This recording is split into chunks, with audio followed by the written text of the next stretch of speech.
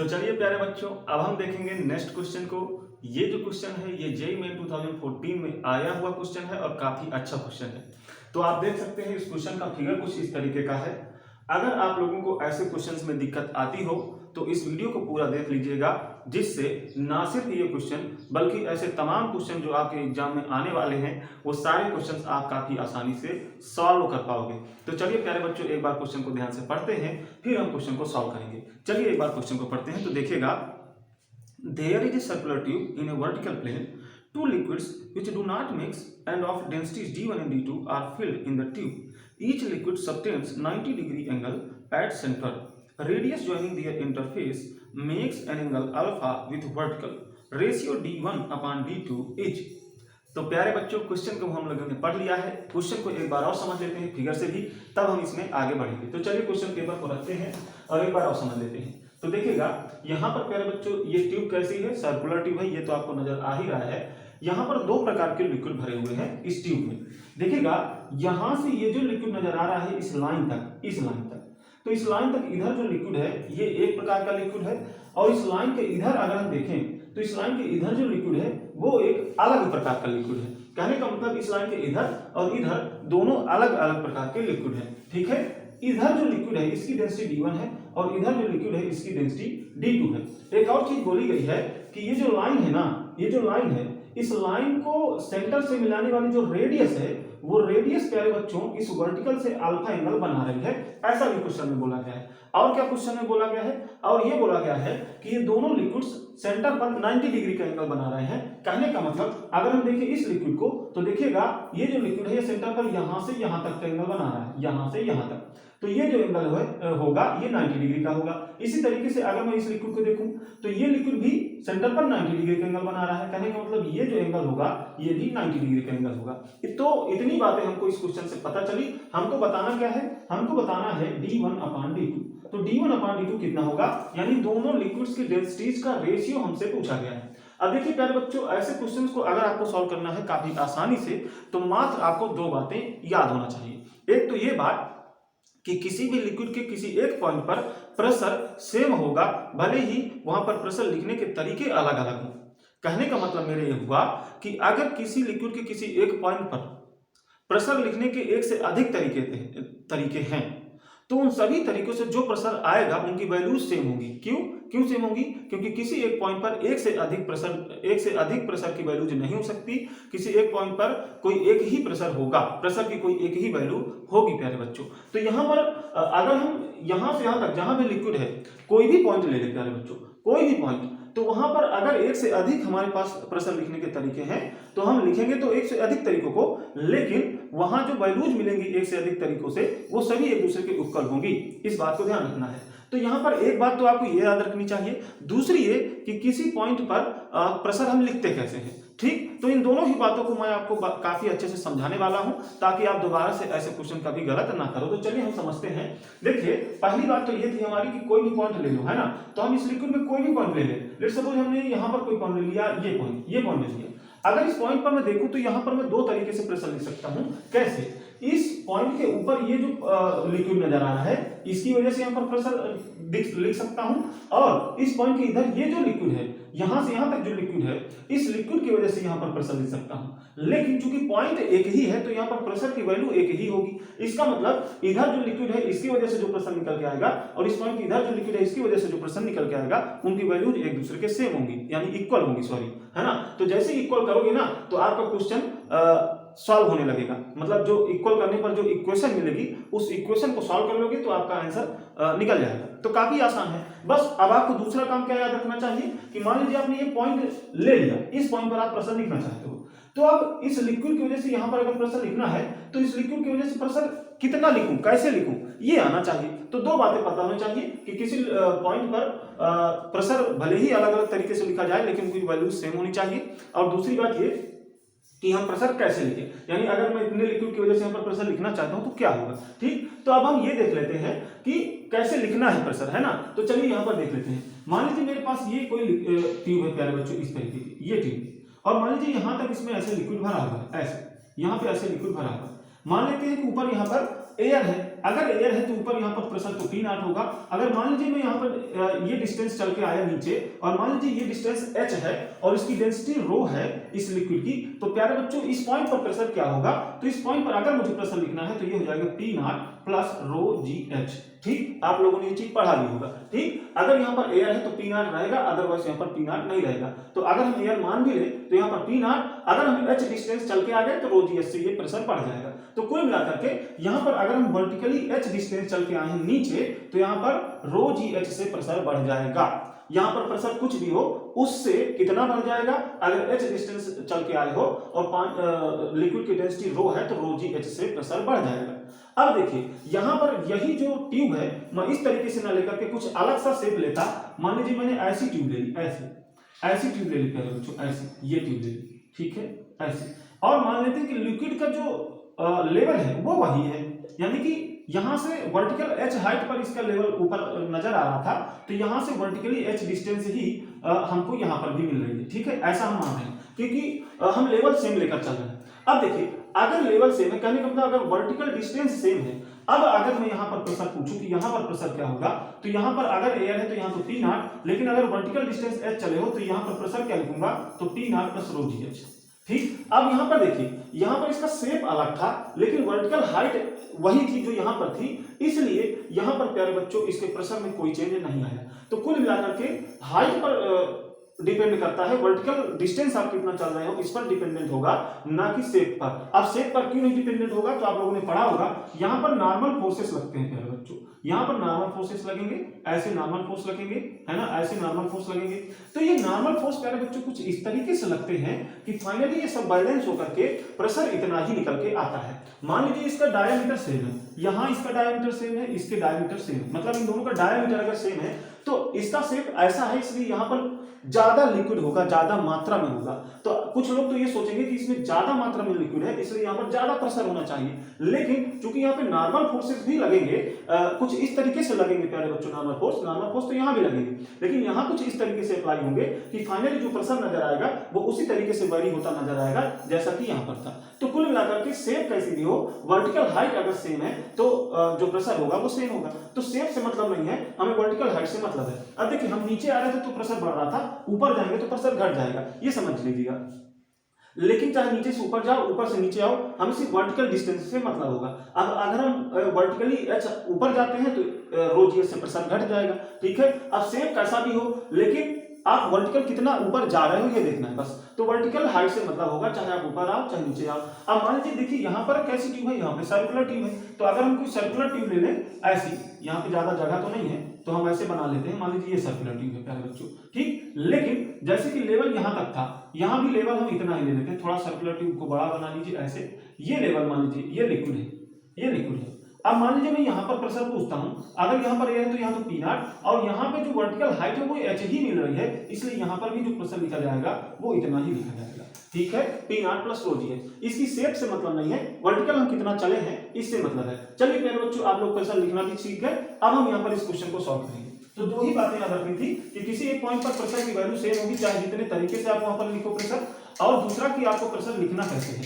तो ये दोनों ही बातें आप लोग समझ के चलिए प्यारे बच्चों यहाँ पर क्वेश्चन को सॉल्व कर लेते हैं। तो यहाँ पर हम कोई भी पॉइंट ले लेते हैं, हम मान लीजिए ये पॉइंट ले लेते हैं। ठीक है, अगर मैं ये पॉइंट ले लेता हूं तो यहाँ पर दो तरीके से लिख पाऊंगा, इस पॉइंट से इधर जो लिक्विड मिल रहा है, इस पॉइंट के इधर जो लिक्विड मिल रहा है, दो तरीके से लिख पाऊंगा, लेकिन दोनों से जो वैल्यूज निकलेंगी वो एक दूसरे के इक्वल होनी चाहिए। तो चलिए प्यारे बच्चों यहाँ पर प्रेशर लिखते हैं। सबसे पहले तो इधर वाले लिक्विड की वजह से, तो जैसा कि मैंने बोला कि शेप कैसा भी हो हमें सिर्फ वर्टिकल हाइट से मतलब होगा। तो प्यारे बच्चों देखिए यहाँ से वर्टिकल हाइट आपको कितनी नजर आएगी, तो अगर हम देखें तो ये इस पॉइंट का लेवल है और यहाँ पे ये इस लिक्विड का लेवल है, ये इस लिक्विड का लेवल है। तो इस लिक्विड के वर्टिकल हम कितना चलेंगे, अगर हम यहाँ से चल के यहाँ आए तो वर्टिकली कितना चले, तो वर्टिकली प्यारे बच्चों इतना चले, इतना चले, है ना, हम इसको इतना भी बोल सकते हैं।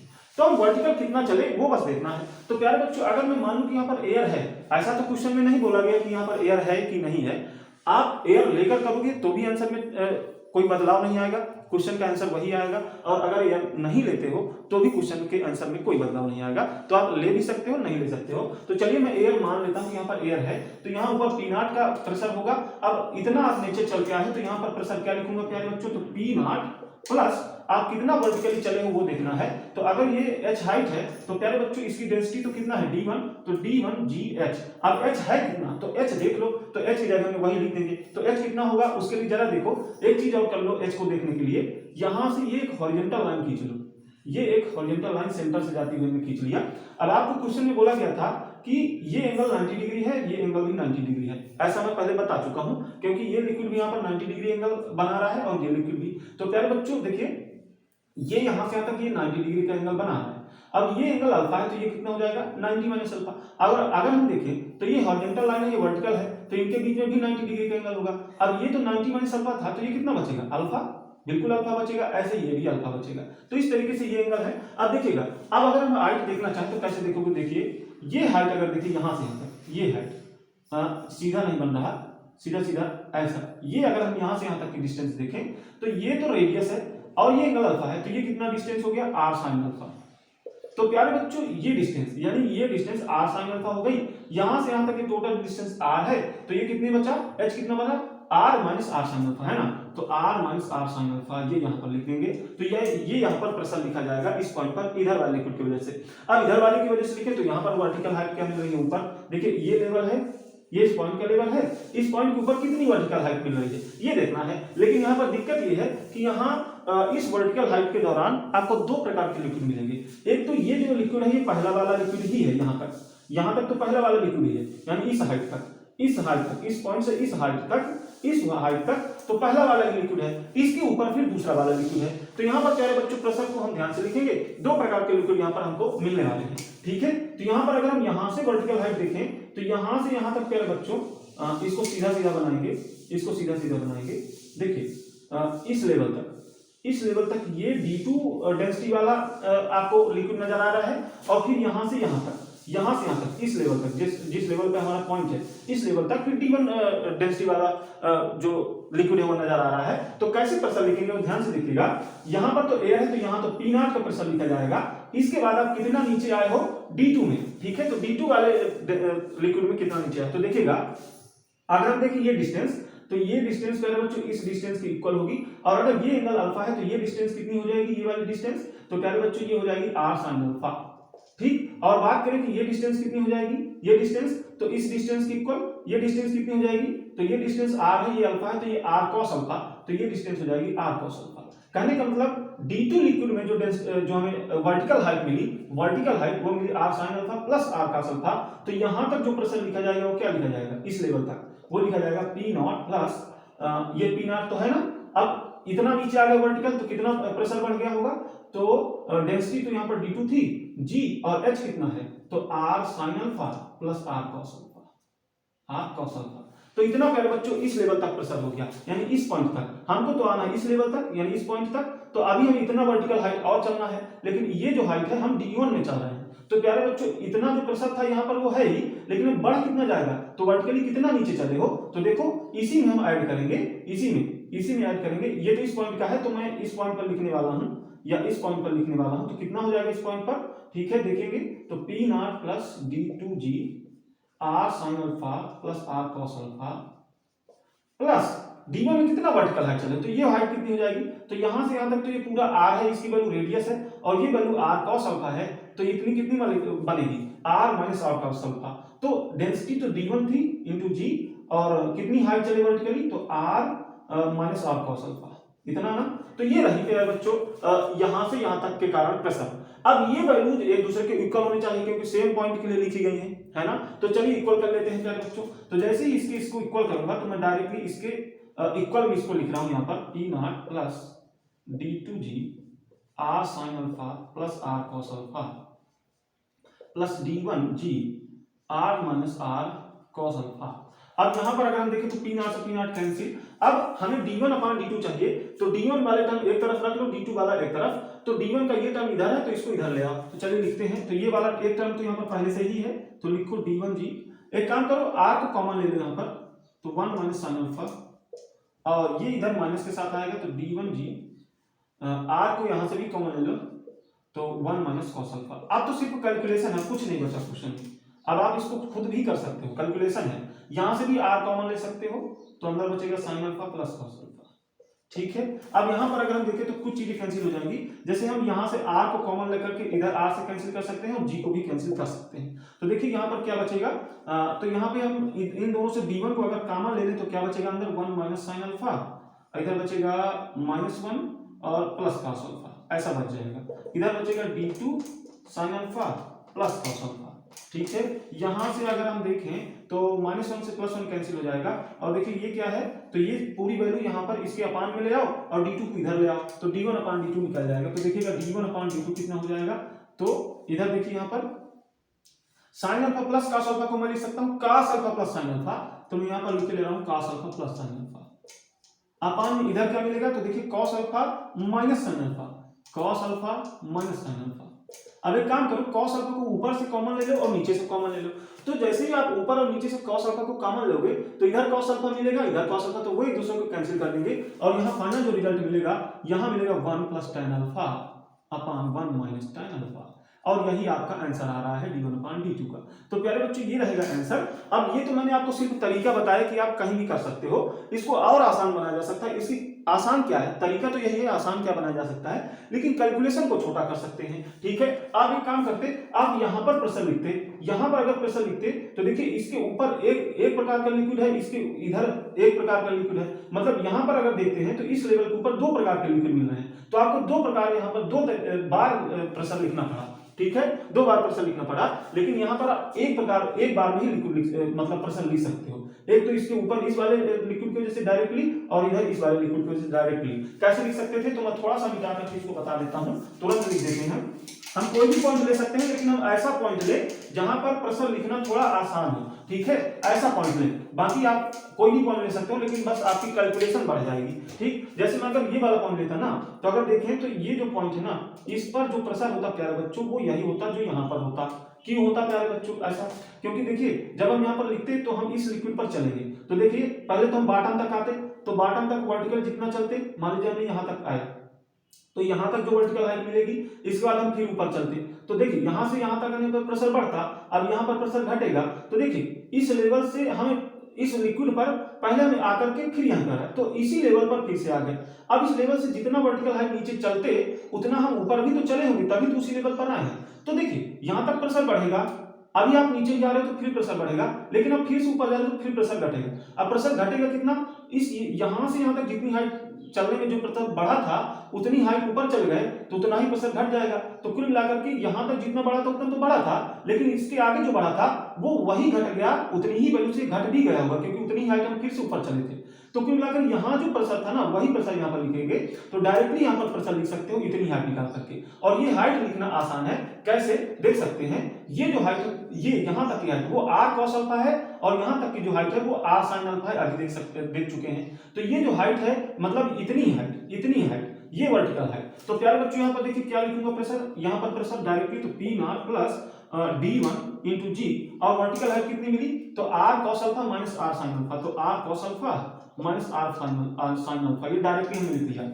इक्वल कर दो डायरेक्टली यहाँ पे जो प्रेशर मिला है, क्योंकि इधर वाले से जो प्रेशर मिलेगा वो इसके इक्वल ही तो होगा, तो चलिए इक्वल लिख दो डायरेक्टली। अब देखिए यहाँ पर जो वर्टिकल हाइट मिल रही है कितनी, तो r sin अल्फा ये है, ये कितना है r cos अल्फा, अभी हमने देखा हुआ है, तो ये वर्टिकल हाइट कितनी है, तो प्यारे बच्चों यहाँ पर प्रेशर P नॉट, तो P नॉट प्लस d2, इस पर जो डेंसिटी है इस लिक्विड की वो d2 है, g और वर्टिकल हाइट है r sin alpha plus r cos alpha.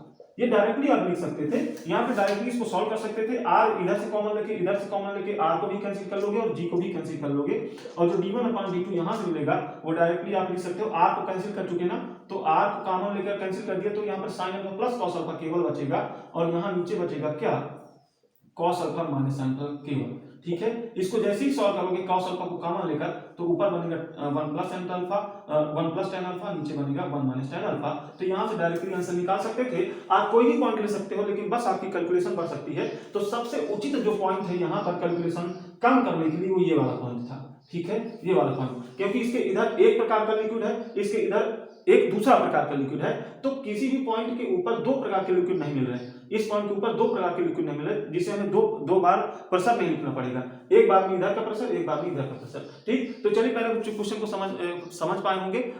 थोड़ा सा क्वेश्चन लंबा हो गया, तो समझाने के लिए ऐसा तो करना ही पड़ेगा। ठीक है, तो चलिए प्यारे बच्चों, अगर क्वेश्चन समझ में आया हो और पूरी वीडियो आपको अच्छी लगी हो तो वीडियो को लाइक करेंगे, चैनल को सब्सक्राइब करेंगे। थैंक्स प्यारे बच्चों।